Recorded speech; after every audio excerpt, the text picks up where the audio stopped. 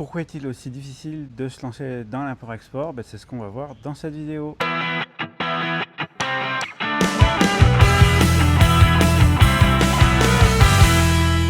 Alors pourquoi c'est aussi complexe de se lancer dans l'import-export?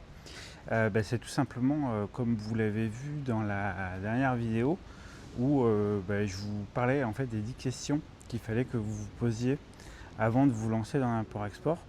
Et bien pourquoi c'est si complexe? C'est que il y a beaucoup déjà de choses à maîtriser et notamment de compétences à avoir. Déjà vous avez toute la partie achat qu'il faut quand même bien maîtriser, notamment tout ce qui concerne le sourcing. Et ça c'est quand même pas donné à tout le monde si on l'a jamais fait. Ensuite il y a la question qu'effectivement aussi il faut savoir commercialiser les produits. Donc ça c'est aussi une chose à apprendre. Et puis inhérent à toute activité, il y a un côté administratif aussi qu'il faut gérer et mettre en place. Donc tout ça, ça fait que ça complexifie les choses. Ensuite, comme nous, on est sur un business international, il y a toute la complexité aussi de la fiscalité, etc. Donc ça vous fait beaucoup de choses à gérer. Et ça, c'est vrai qu'il faut quand même le prendre en compte. Par exemple, si vous avez une activité, on va dire, plus simple, vous aurez moins de complexité. Et c'est vrai que nous, on a un métier qui nous donne la chance, effectivement, de pouvoir travailler à l'international, etc. Mais c'est aussi une complexité. Et ça, faut le prendre en compte. Après, je pense que la majorité des gens qui se lancent dans l'import-export savent déjà que il y a des arnaques. Ça, je pense que quel que soit le domaine, il y en a. Après, nous, on est quand même confrontés à énormément de copies et de contrefaçons sur lesquelles il faut être très vigilant, notamment quand vous devez travailler avec des clients qui sont quelquefois très exigeants par rapport au design de leurs produits. Rester très vigilant sur leurs demandes parce qu'il n'est pas rare qu'ils aient vu en fait le logo d'une marque ou un dessin particulier et que ce dessin soit déposé. Et la question qui se pose derrière, bien entendu, c'est qui prend la responsabilité. Si jamais la marque vous attaque en justice, c'est vous. Donc il faut être très vigilant aussi sur les demandes des clients et donc faire très attention à tout l'aspect contrefaçon. Alors après, ça dépend dans quel pays vous allez développer votre business, bien entendu.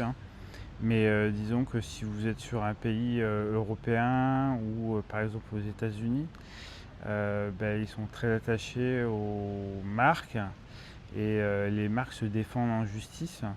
Donc voilà quoi, c'est quelque chose que vous ne rencontrerez pas par exemple en étant basé en Asie. Là, c'est vrai qu'il faut quand même aussi savoir ce que vous souhaitez faire. Et c'est une des questions que je vous ai posées dans la fameuse vidéo, les 10 questions que vous devez vous poser avant de vous lancer. Si vous ne l'avez pas vue, allez la voir.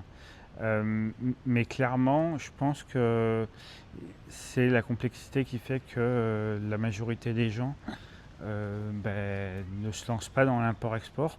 Alors déjà, ce qu'il faut bien comprendre, c'est que entre ce qu'on perçoit et la réalité, c'est deux mondes différents. La complexité de l'import-export, il ne faut pas non plus que vous en fassiez une montagne.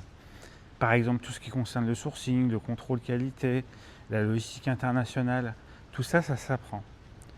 Donc c'est déjà un point qui est plutôt intéressant. Ensuite, quand on n'a pas fait les choses une première fois, c'est vrai qu'on a plutôt tendance, et je pense qu'en fait c'est notre cerveau qui nous protège entre guillemets en nous disant non, faut pas y aller, tant tu connais rien, ça sert à rien, tu vas te planter. Enfin vous connaissez bien le principe du cerveau qui vous protège en fait. Mais clairement, le fait de ne l'avoir jamais fait, ça impacte aussi pour beaucoup.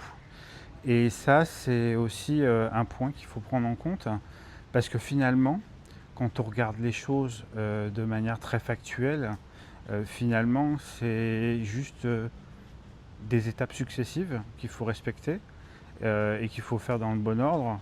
Après, bien entendu, il y a le marché, il y a les produits que vous arrivez à trouver, il y a énormément de paramètres qui rentrent en ligne de compte.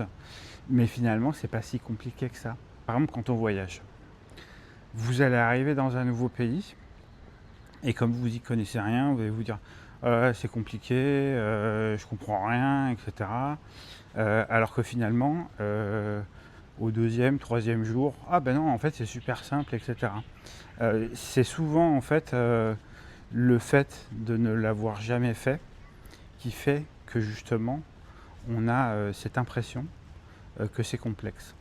Donc pour vous donner un autre exemple, vous avez quelqu'un qui arrive dans une société lambda, c'est son premier jour, donc elle connaît absolument rien, et effectivement il faut qu'elle apprenne tout.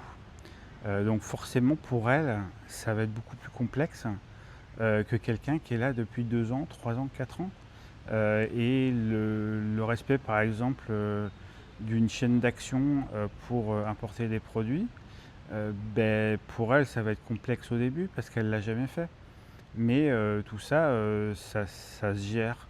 Et je pense qu'il faut aussi, dans notre métier, nous en tout cas, quand on est entrepreneur, il faut savoir aussi dompter son cerveau et lui dire que finalement, ce qui se dit, c'est faux, quoi. Et que il faut juste le faire. Et ça, j'ai un ami qui a écrit un livre là-dessus. Bon, son parcours est un peu particulier, mais dans son bouquin, il y a une personne qui lui dit juste fais-le. Et c'est vrai que quand on passe à l'action aussi, on se facilite le travail.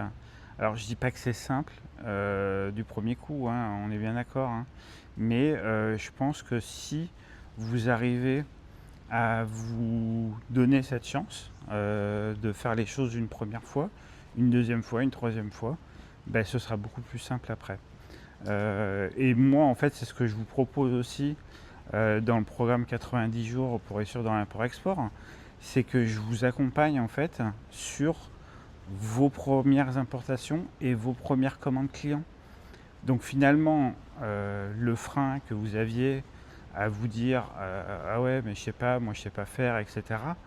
En fait il n'existe plus, puisque moi je suis là en fait pour justement vous aider au moment où vous en avez le plus besoin, c'est-à-dire dans les premières importations, dans les premiers rendez-vous clients, dans les premières rédactions de devis que vous allez faire, dans les premiers contrôles qualité que vous allez mettre en place, etc.